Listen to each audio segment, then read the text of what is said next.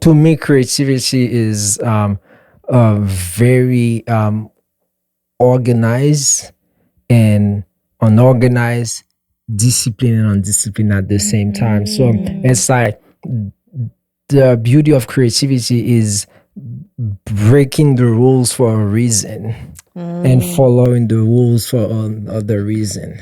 That's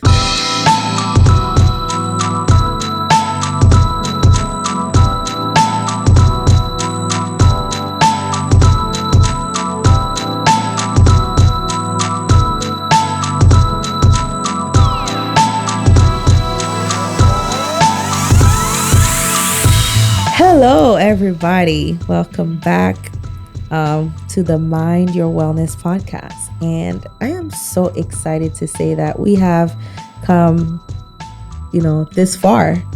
And this is our last episode. And I'm really going to say this, and I'm going to say with my chest. It's going to be the best. And I think it's going to be the most special to me. Yeah. Yeah, of course I'm biased. My husband's going to be interviewed in this podcast. And we have myself, Obelle, and we have Patricia with us. Right. And we want to say thank you. Thank you to all of you who've supported us and who've watched and who've commented and who've liked, who've shared.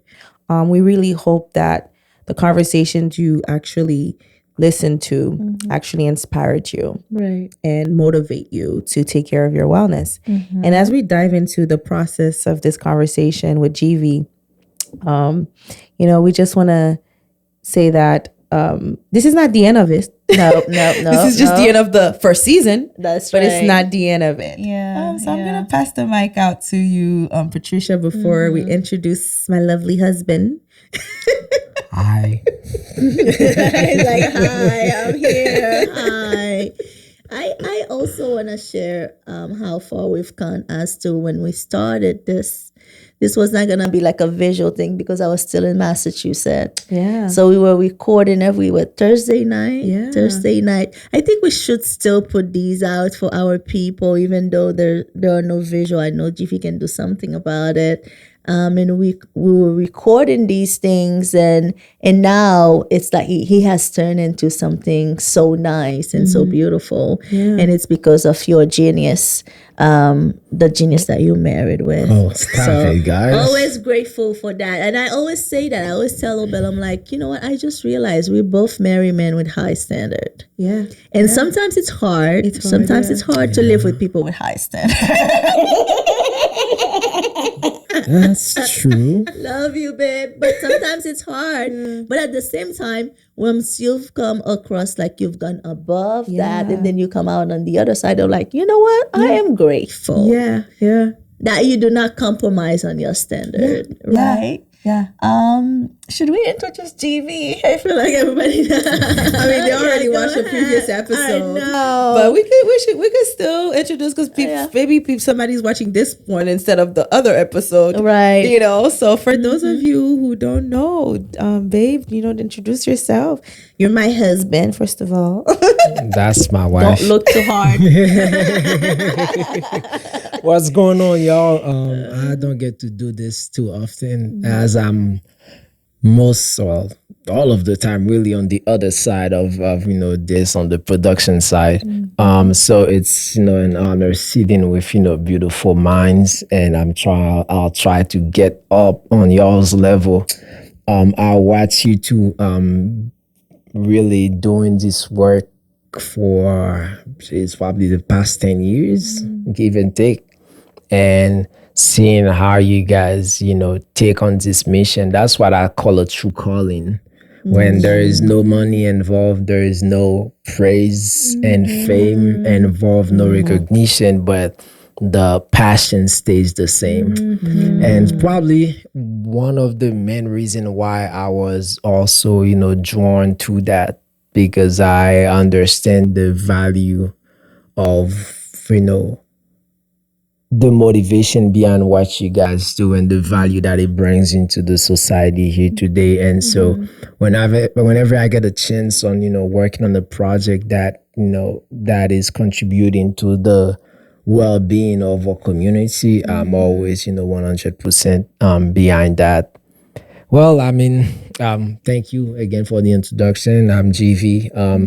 I am one of the producer for this podcast and other projects as well. So I do a little bit of production on the video and music side of things. A little bit of, well, not well. I'm a dental hygienist by days and many other things that I enjoy doing. I like to keep myself busy. Pretty You know much. what? Stay here. What is it like to live with someone who's so creative? And I know why I'm asking you this, because the level of concentration and focus that it takes to be, because I am a creative person and I know when I'm in my zone. It's like it started way before I sit down and start writing, and people can be just like breaking things around and then moving around, and then in my mind I'm like, I'm not here, like I am over there. Like, you can be talking and things, and I love being like going into my corner and going into my own world, and I have like stacks of journals. Yeah. I want to know, like, what is it like? That's a very good question. I actually think it's easy for me to kind of like I embrace it. Only because I'm also like, I love the creativity aspect of anything. Like I like I love music, and I think one of the things that we bonded over was music, and that creativity aspect of that, and that actually drew me to him a little bit before even we even became just together as a couple or official. It was just he played a track, simple track for my cousin and my sister and I to sing one day, and I heard it and I'm like, this sounds good. Who did it? Who played that? Him. No, I didn't even think like that. I just respected the fact that I can hear good something good. Right, But right. to answer the question the more direct, it's just inspiring because I think it pushes you to see the beauty in the things that people create, and just having a brilliant mind every time, just like, oh yeah, I have this idea. Like, that sounds like genius. Right. But it's just empowering. It's just like, for somebody like me who likes creativity as well, it just empower me to kind of do everything that I do in the best way possible. And That's the outcome. and then there's also pressure. I feel like it's a little more pressure because sometimes I am just like, let's just do this now. And then Jimmy's like, nope, let's think this through. It's like he could be creative too, but he's like, nope, you have to think. And then he makes sure he challenges the thought and make sure you have your stuff in order. You don't just come and just throw stuff at him and then he's gonna go and just make it. No, and it works because what happened is that when you have the creativity aspect and then you have the ability to process and plan what you're putting out in the creative world, it helps. Because some people can be creative. Like we just talked before we recorded, and people just want to be creative and they go on TikTok and just post something. And it's like, what the heck is that? Why did you post that? But it's just having both sides where you can be creative and then you can just process it and just put something so beautiful out into the world. I think that means you are balanced. Yeah. Because Obelle does that for me. Like I'm like highly creative and always thinking, and I have the idea, and then I'm like, yes, we're gonna do this, and this is the outcome. And then she comes in the middle, and then I feel like she's like switch things. Right? She's like, hold on, you're not getting this person because I know this, and that. You're gonna do. So I feel like she organized it for you? Okay. for me. Okay. But I know in my mind I have the idea, and it's gonna work out. Wow. But I don't know how it's gonna work yeah. out. And then she comes in there and so does it ever get okay? How do you balance that? How do you balance So I'm a process guy. And so anything that I do, the first thing I do is I establish a process because I like to break the rules on a way that is very disciplined as well. I know that sounds contrary, but it's like to me, creativity is very organized and unorganized, disciplined and undisciplined at the same time. So it's like the beauty of creativity is breaking the rules for a reason and following the rules for another reason. And so, so yeah, I do have. I try to establish a process of where I'm at and where I'm trying to go, and then establish exactly how I'm gonna get there. So that's really how I keep my balance. Really, just having a process for whatever it is, and obviously, with any process, you do, face those obstacles. And that's probably where I'm at my worst, because then I start focusing or obsessing over the single small little Imperfect. detail that's not perfect. And that's where I get stuck there, and it's like I can't move forward until I get this fixed, because to me, if it's not fixed, then my creativity is compromised, and the end result is compromised. That means I did not accomplish what I set out to do. Wow. And so there is also that area where you can get lost in your own creativity by not accepting what you're creating, but really forcing what it is that you envision in the first place. And so what I'm trying to get better at now is respecting but falling in love with what I end up creating more so than what I envision in the first place, because there's still beauty in that as well. That was just going to be my next question. That's crazy. I like that. Yeah, now my I'm thing. taking that as a lesson for me. Yeah, That's it's good. I love how this is like the circle. Like what he's doing for me is what I'm doing for you. And I just realized that. Yeah, it's like when the- I said, the circle. It's like it's been in circle. So That's keep teaching her. It's working for me. I mean, it's important. It's really important. It's really important. But now I want to get and dive into like people who are out there who may want to get into this kind of purpose. Like, how did you know? How did you embrace, videography? Tell us, how did that journey start? So for me, there is a saying. I don't know that it's my saying, but something that I love to say a lot is, you're not gonna figure it out by being seated on the couch. Meet people on a regular basis, whether it's at the store, my own patients, at work, anybody really, being stuck somewhere and trying to figure out the next move, but they trying to figure it out before they start engaging or embarking in the journey. And so I did not figure it out. So it was a funny story. When I graduated high school, my options was like, well, I love computers and I think I'm pretty okay at them, so I should go do computer science or IT. Very good option. I love science, so I'm gonna become a doctor. But I'm probably maybe become a dentist. Okay, that's another option. I'm really good at math. Well, I was at the time at least, so maybe look into accounting or finance. And then, everyone knows my first love was music, and so I should probably pursue that as well. And then the last one really was, I was a devoted athlete. So it's like, should I look into, hey, do you want to go pro? Do you want to become a coach? And so I'm like, I can't choose any of these things because I could see myself doing any of them. Well, aside from the sports stuff, because I made a decision that I was going to let that go. But everything else, I realized, I'm like, I don't know how to choose. I can't find the balance. So I decided to actually pursue all of them. And so in pursuing all of them, that's when I started to really come to a balance of, okay, I enjoy music. I'm really wired to be a producer, and I enjoy producing more so than playing live. But I don't figure that out if I'm not gigging 5 days a week. Because when I was in college, I was gigging 5 days a week. And then I realized I have more joy sitting at home and working on one track and perfecting that and tweaking it and building something. That's where my joy is. Okay, check. Get that. Yeah, I got into, okay, I love computers. Sign up for computer science program. I started taking programming class. I remember my little brother, Enzi, helped me with passing my Java class, and I passed the class and I dropped out of the program because I was miserable.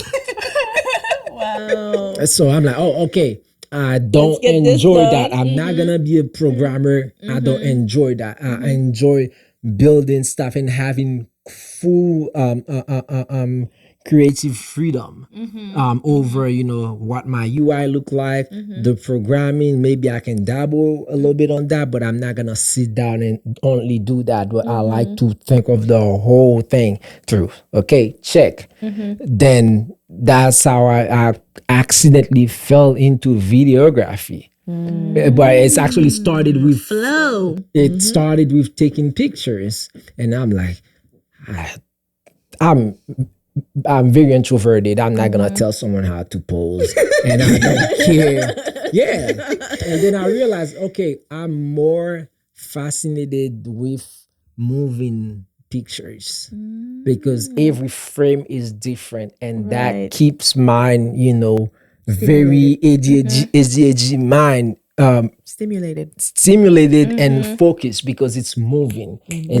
So then I'm like, oh, okay, let's get into that. And then obviously I ended up going the dentistry route. And so really the balance came from me just like diving into the things that interest me, and then from there one thing led to the other, and it's like, and now the beautiful thing is that it's all coming full circle where I'm to my because of my my music abilities or my passion for production. Now I use a lot of that in the video business, and I'm doing a lot of like music based video content as well.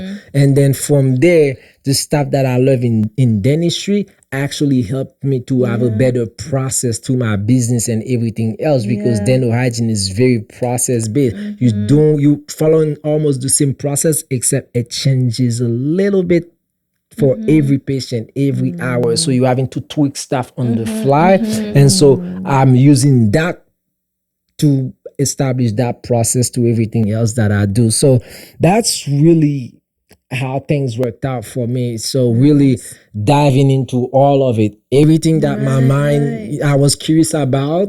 I'm You like, explored it. You explore this explored and see what's going on there, and that's how you find answers, really. Yeah, and I think that's why children are so successful too. And as adults, we get stuck because a child will explore all avenue, open the cabinet, turn this around, break this, and see how it works. And they have this freedom, and then we become adult and we stop being children.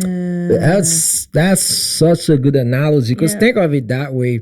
Don't you at your house, you walk around and you see this piece of metal and you're like, what is even this thing? And then 5 years later you put in together like something. You like, what I need right now that could help me, that little piece of metal that I saw, let me go find it. And so to me, like anything you learn in life, anything you explore, it's gonna come full circle where you're gonna use it for to some means something, right?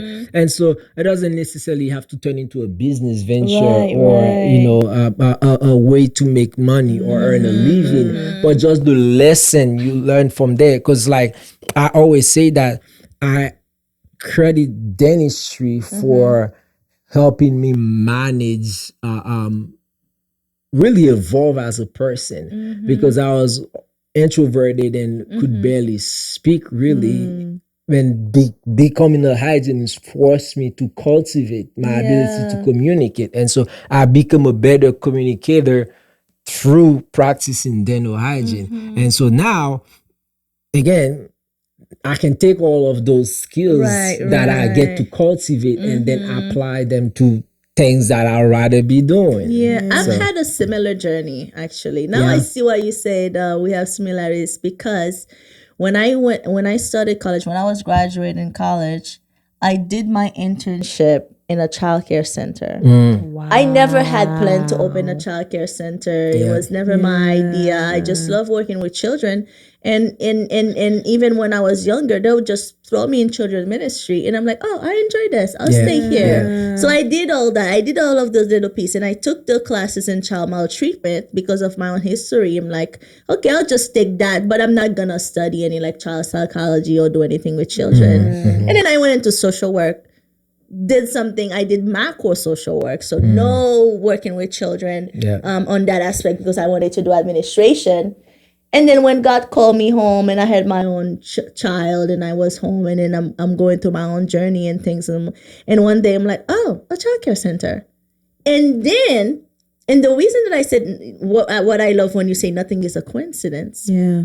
In order for me to be certified as a director of the center, I need to have childhood development classes. Wow. And I'm like, oh, let me call my the center where I did my internship. Wow. Years ago. So, and I'm amazing. like, I need that many credits, so let me call them. And then I call them and they're like, oh yeah, because they have all of the records. And I send it to EEC and I'm like, okay, so what am I missing now? They're like, just take the financial classes and things.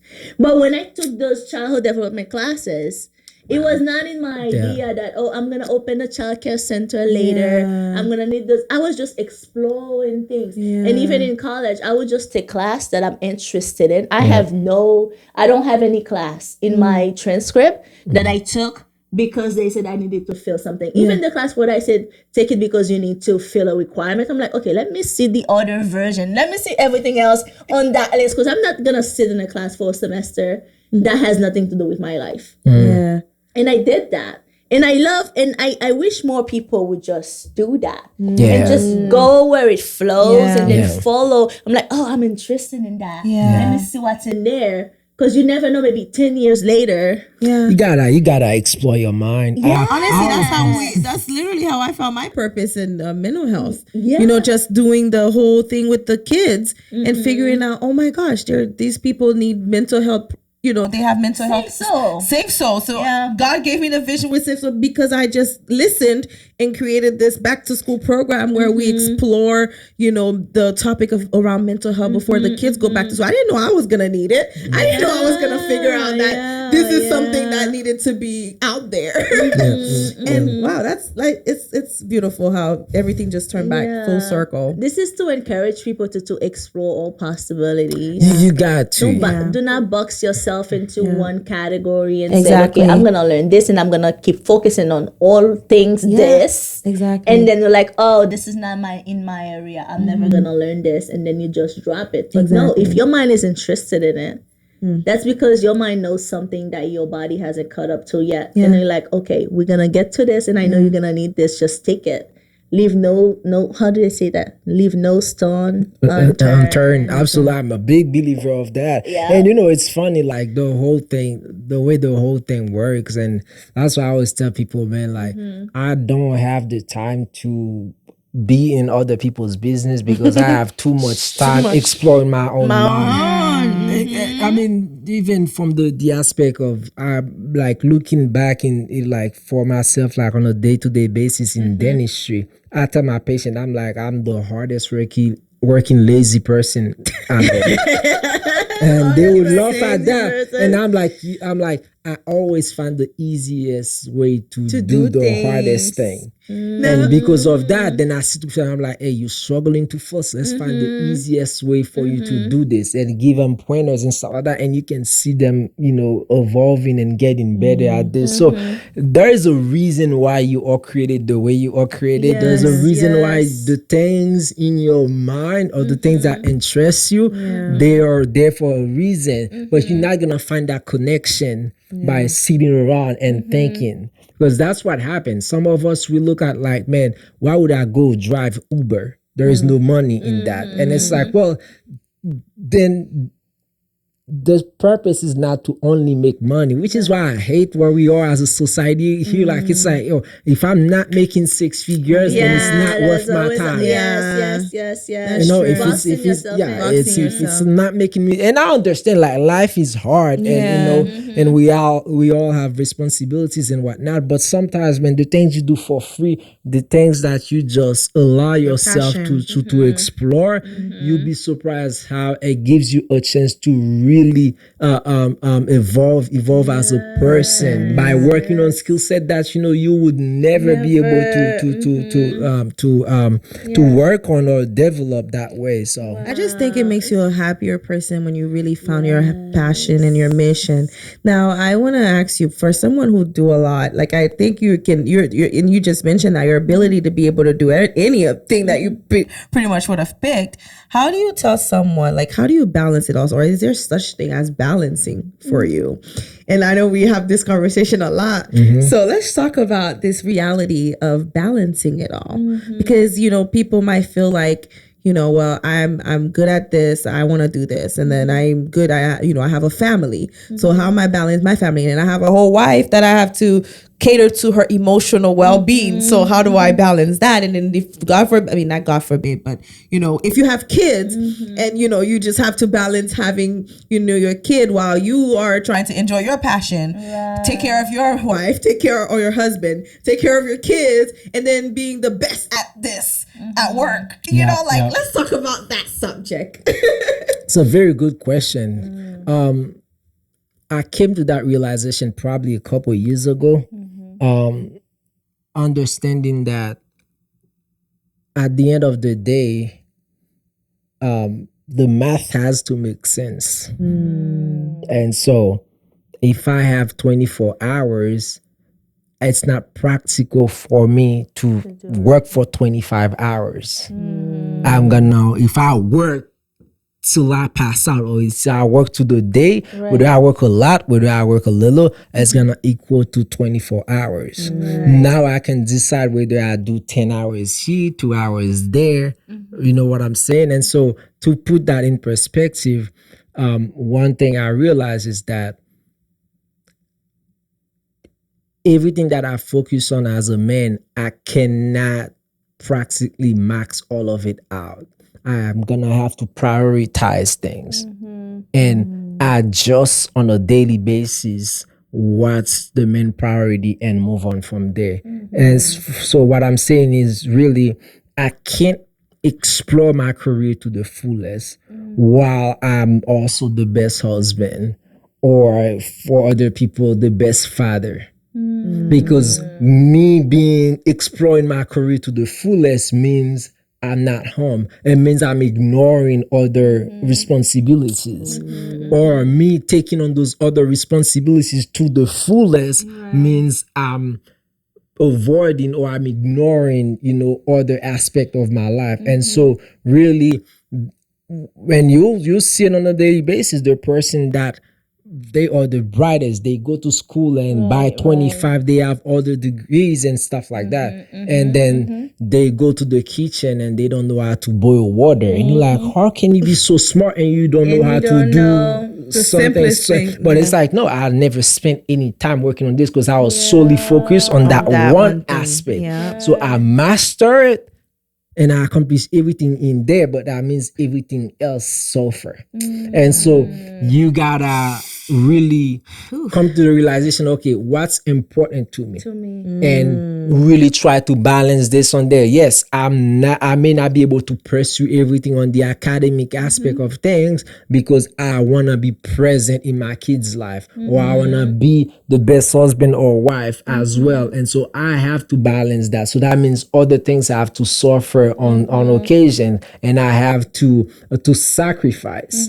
Because what happened at the same time also is you need your partner to also understand that, because sometimes we want the man or the woman to be able to go out there and do and be Michelle or be President Obama, but that means he can't be home. That means he can't be out there at the kids game on every afternoon or whatever, watching the kids play sports. So do we want the $20 million budget so we can go to the mall and shop, or do we want dad to be at home a little bit more and maybe he's only making 65K, maybe he's only making 120K, because in order for him to go and earn 7 digits, He's gonna have to miss some of my games. Yeah. He's gonna have to sometimes forget that today is my birthday. Yeah, He's gonna have to you ask forget him. that, right? Today is my anniversary or whatever, right? And so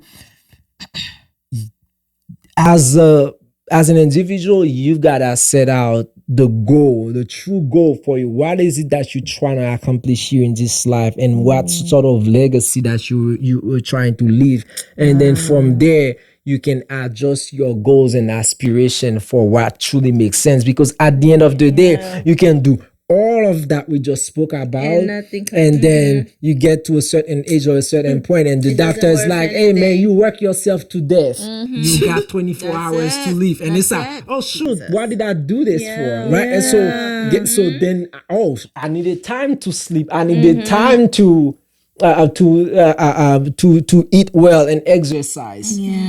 So can I truly reach the pinnacle of everything that I do and still have time for? Because again, it's gonna be 24 hours. Yeah, For the 24 day. Like, hours. you can't make that, you can't change that, man. So within that 24 hours, you gotta figure out what's important and that day. adjust these numbers for the day. And so to me, balance is an active state. It changes every second, every minute, every hour, every day.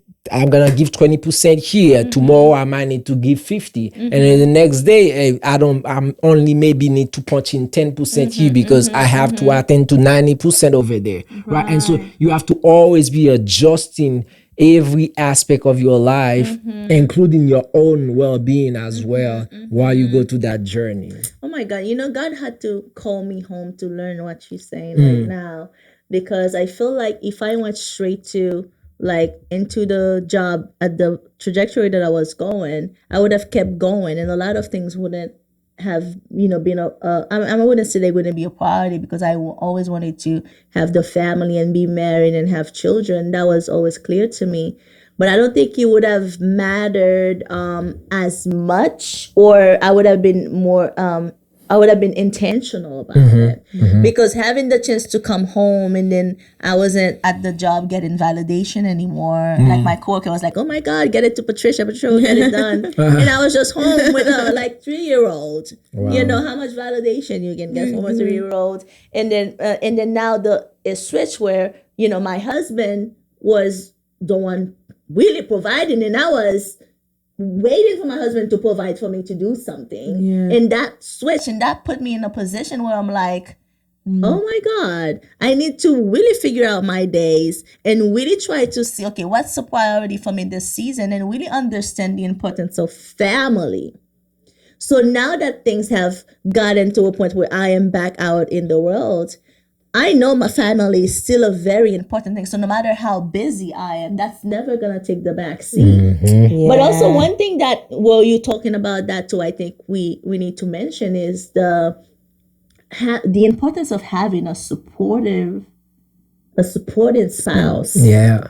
Because I say that all the time. I think because of the way that I am, if I were married to a man who just waits for me to cook 5 days a week, or to wait for me to do everything, right? I would be so frustrated because I'm like, oh my God, I need to write, but I can't write right now because I have to do 10,000 That's things the at limit. house. So Right. you are limited there because you don't have enough bandwidth to do that. And so the team has to agree on the game plan. Yep. You have to be in sync. The team has to agree on the game plan that, okay, this is what we're doing. And so then I understand, okay, if you're gonna do this, then this is what I have to do to make the whole thing work. Because otherwise you are stressed thin and you realize, okay, I can't do all of it. That's why I'm here today in Texas, and my husband is watching our 2 children. Shout out to JC. Shout out to JC. He is really the best. Yeah. I really miss him. Yeah. So I do. We'll I make just sure we call him send her before. back. He's like, enjoy your time with your cousin. I'm like, I want to talk to you right now. Oh, there you go.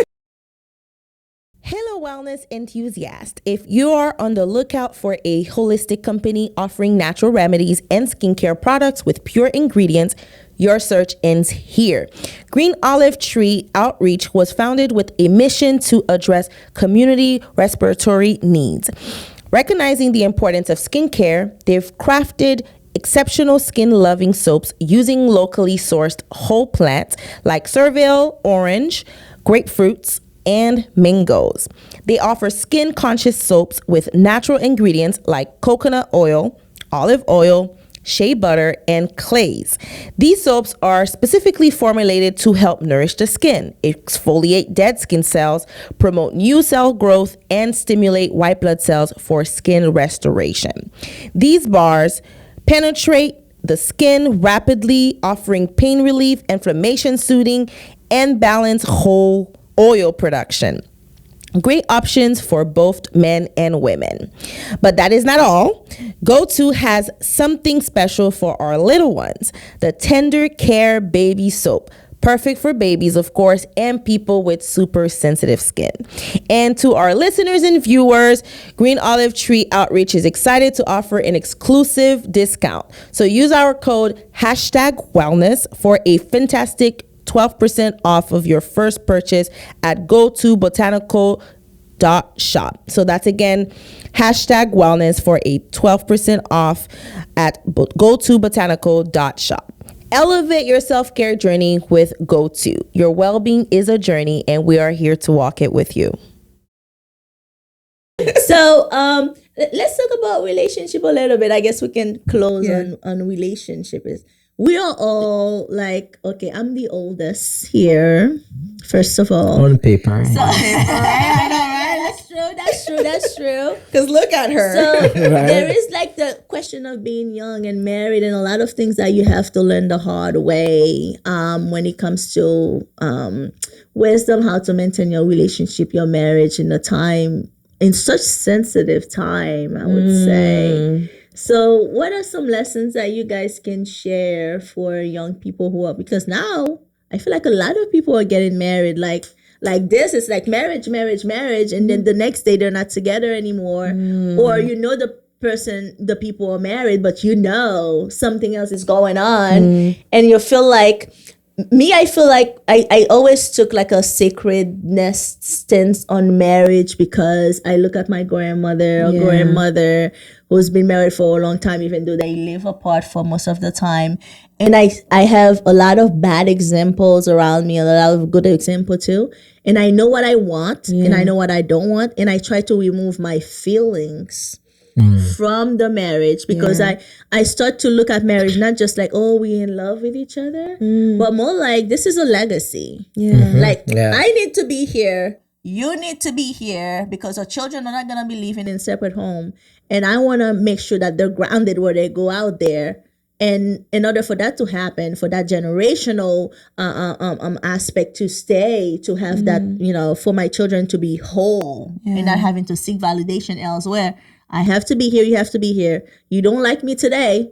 How do we fix this? That's, this is a very heavy loaded question. It is. Because when you think about being with somebody and just making that commitment, everything has to be intentional. Right. I think what happened is a lot of people go into marriages or into relationship and they focus on just the serotonin they're feeling, the feeling of love. Oh my gosh, you make my stomach hurt. And those are beautiful, right? Yeah. Like you make my stomach feel so good, like butterflies. And those are beautiful and everything. But I want people to understand these don't last all the time. Like that part of what relationship is all about, it has nothing to do with what love actually is, because love is actually an action. It's not just, oh yeah, I love you and that's it. You just make me feel good. It's the intent behind how you're going to every single day choose to love that person and choose to create a family that you're both in line with. And obviously, because we're Christian, that's godly, right? So it's not just the little feelings that people, and that's why people get into the relationship and then they're like, oh my gosh, the next day. Yeah, and it's like, what did I like about you again? What happened? Like, why am I not feeling this way? Yeah. And when you get annoyed, you're like, I want a divorce. Yeah, and that's God's love. Yeah. But I did not always understand that though. Yeah. I would say that I would be honest. Like I know my husband would think like, well, because we both know that I did not always understand marriage in that aspect. Because there is also when you think about God's love, it's only when I started like around when I was 30, so like 8 something years after being married. And I started to study the character of God and how God loves me, how God had multiple reasons not to save me, not to love me, not to give me any dreams, any vision, not to associate with me because I'm not doing things that He loves. But then He keeps choosing me. And then He gives me a vision. Yeah. And then He feeds me and nurture my soul. Yeah. And God's love is just unconditional. And then He gives me everything around me that I need. Yeah. And I feel like sometimes, like your spouse love is kind of like should be There you go. that way. Where like sometimes I don't give you everything that you need. And sometimes like you don't get like what you should be getting from me, but then you keep choosing me. Yeah. Like you keep choosing me every day. And then I'm like, it's like you keep making it work and things like that. And it's not even about emotions anymore. It's not about like I'm in love with you today because we're not in love with each other every day. Yeah. Yeah, Exactly. I mean, that's a very good perspective, and I'm gonna kind of have GV into that, and And I have no common sense. And that's the problem. And my husband is logical. So if I'm trying to tie everything, both what you guys are saying, really, it's two things. I love the word you say, babe, when you mention being intentional. Because and then I love what you say about not always understanding, how to navigate, truly loving someone unconditionally. And so it comes down to something very simple.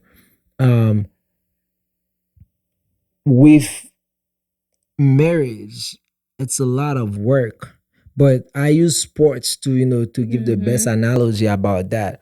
That's the difference between a pickup game and organized sports. A pickup game, you go there to enjoy yourself. And so if I'm having a bad game and I'm playing so well, then I can just go home. We'll try another day. I don't have to show up the next day. I can show up next month. That's a pickup game. Pickup game is about myself, my enjoyment. Organized sports, still the same game, but now it's a group of people that come together and they agree on a mission and they agree on a goal. And from there, they develop a game plan that they believe can get them to that goal that they are trying to achieve. And in order for them to achieve that goal, the game plan will detail exactly what the roles are gonna be. So I'm not gonna always play all the game, or I may not play the role that I enjoy the most. But in the grand scheme of things, the game plan is set that, hey, if I do my part and do it well, and you do your part and do it well, as a team, we are putting ourselves in the best situation to succeed. Yeah. And so on a day-to-day basis, that doesn't always feel good. It's not the most satisfying, but it is what I need to do in order to ensure the team is in the best position to win. I love that. And so when you approach a marriage that way, a lot of what's going on is, again, this idea of a pickup game. I come in to satisfy my need or spend some time and enjoy it. Like, if that's not working, I can just bounce. And people come into a marriage for a laundry list. And then that doesn't get satisfied. Then it's like, why did I do this for? I have no purpose here. But when you understand the purpose of, like, no, me and you, we are embarking on this journey in order to accomplish A, B, C, D, and Z. That's the goal. Now, when you fall short, I'm not looking at you, are you no good for me anymore? I need to find the next person. I'm going to call you out on A. You're not playing your part. You're not playing your part. You see the approach? Right. I'm not looking to replace you. I'm looking for you to get it together. right there. Oh my God. Yo. But you know something that would help anybody in their marriage right now. And like in feeling like you're being criticized or you're being judged and things like that. Sometimes when you feel like things are getting hard, maybe It's just your partner telling you this is not good for the team. So you need to fix this so the team can keep moving forward. So it's not even about your personal feelings on how, oh my God, no, he doesn't like me. Yeah. But it's really like, this is not working for the team. Yeah. And you know what? Something I'm learning is that sometimes too, we have to learn to address our trauma. Because sometimes the person telling you this is not good for the team, but because of your trauma, you're quick to just be on a defensive. And I'm speaking to myself here. You are quick to be on a defensive rather than the offensive, where it's like, oh no, it's together. We are doing this together. And whatever I'm telling you is not to come at you, but it's really to help us. So once we start looking at things that way, then we can kind of like reject the idea that your partner is against you, when really, if you really believe in the person you're married and you know why you married the person, whatever he's telling you or whatever she's telling you, you wouldn't receive it as some type of how would say, like offensive, or well, obviously sometimes people don't say things in the best way or with love. But if you know that your partner loves you, you know that if they're trying to do something or tell you to change this and that or whatever it may be, it's in their best intent, right? So now what you really need to work with is receive that information, process it, and understand, okay, this is not to offend me, this is to help us. And then later on you can work on, maybe you can just approach me in this way instead. I actually am working on that. All of that is I'm working all on of that. because I All of have that. a wall. Oh my gosh. My wall is so high, and and my husband will be together for so long, like high school, way too long. We grow up together. Yeah. And one thing I'm realizing, because like now you get to see, and that's what I love about young and married and a lot of people, it's like you see that person becoming a man. There you go. So Changing now, together. like when we were 17, 18, 20, like I could get away with some stuff. But now he's demanding respect. So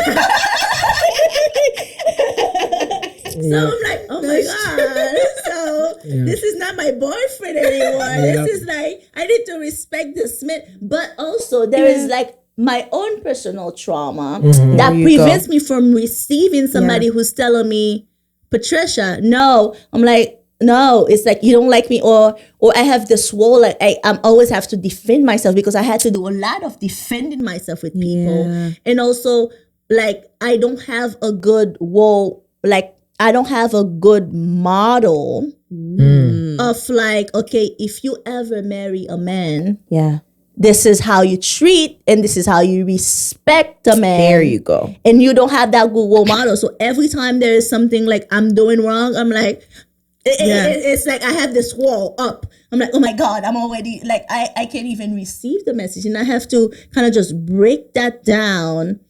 And I'm self-aware enough to know when it happens after it happens. Yeah. So, but I'm working on being open to receiving that, because the person is not always coming at you to judge you. And you're not perfect. How can you expect never to get criticized on anything? Exactly. Right? So I have a curious question. Yeah. Well, I have a question for you too. But So that's my own observation. Could it be that the model you're looking for is the teacher? The person that you're fighting against, that's the model, that's the teacher. Because I've found so far that the most painful thing in relationship is that the thing that I don't struggle with, if the thing that she struggles with, but then I have to teach her that. And I'm like, no, you should already have that thing under control. But it's like, no, I have to master it enough that she can learn it from me. You have to say that for me again. Hold on. Could it be That the model that I'm looking for? Yeah, that's yours. Your That's husband my is the husband answer. is the male role model. That's the answer. Yeah. But then it's like he's gotta be so good at it that you learning from him. Yeah. And there are things that you are so good at that he's learning from you. I don't need therapy anymore. I just guys, still go to therapy. sit here. know, still got a session. Oh my goodness. Because that's where the true frustration comes from. Is that because no? now he has to play that role that I didn't get, and on top of that, he needs to be my loving husband and the father of my children. What it is that sorry, when you understand from a team perspective, like Right. if we getting back on defense, right? Yeah, If you don't yeah. cover your guy, Yeah. then I have to cover my guy and your guy as well. your So guy, I'm yeah. working twice. And so the frustration is like, hey, when you don't do your part, Yeah. it affects me as well because I gotta also cover for you. Yeah. And so I'm coming at you frustrated Jeez. that hey, you making me do more work that I wanna do. Yeah. But then you're like, oh no, you're not coming at me that way. Yeah. But then the beautiful thing about people coming together, two people coming together, is that really, if I can point something out, that's because I understand it probably at a better level than you do. And so really the best person to learn it from is really the person pointing at it. But then those conversations aren't always the easiest conversations to have. But when you actually sit down and like, hey, what's your point of view on this? Why did you look at this, then you realize, oh, okay, I understand what you see now. I understand what you see. I understand where your frustration is. Then you're able to rectify it. Because if you only seen it from your point of view and the person coming at you, try to be in their shoes and see what they're looking at. Then you're like, okay. Okay, I get it now. This is really good, and I think we all sometimes we already know the answer. We have the right things to say, but it's always easier said than done, and that's why we have to actually be intentional about doing the work. And by doing the work, I mean, if you are somebody that you are always on the defensive side, go to therapy, figure out your trauma, because what people don't understand is your family trauma just it does affect you. Your trauma and the things that you've dealt with and what you grew up seeing. You see your mom not respecting your dad, or you see your dad not respecting your mom. That does pass down to your generation, and it's up to us to stop it there. It's up to us to say, I don't want to be like that. I'm gonna go to therapy. I'm gonna get it checked. I'm gonna get myself checked. I'm responsible for myself, because if I don't show up well, then my marriage is not well. If I don't show up well in whatever aspect, my career is not well. If I don't show up well, I my kids is not well. Like you being well overall is what's going to help you be well in every other aspect of your life. So take pride in studying who you are. Take pride in trying to figure out what is best for Obelle, what is best for Patricia, what is best for GV, or whoever, Tisha, Jordan, whatever your name is. Just what is going to help me be in the best mental state so that I can show up better in every other aspect of my life. This was really nice, guys. I really enjoyed this conversation. We have so much more to say. One last advice that you want to give, men who are looking for a wife or a spouse or a life partner. Like, I just want one advice. It's funny. There's this couple that I've never actually had the chance to meet just yet, and I hope they're watching this or listening to this. Andre and Liz Ricketts.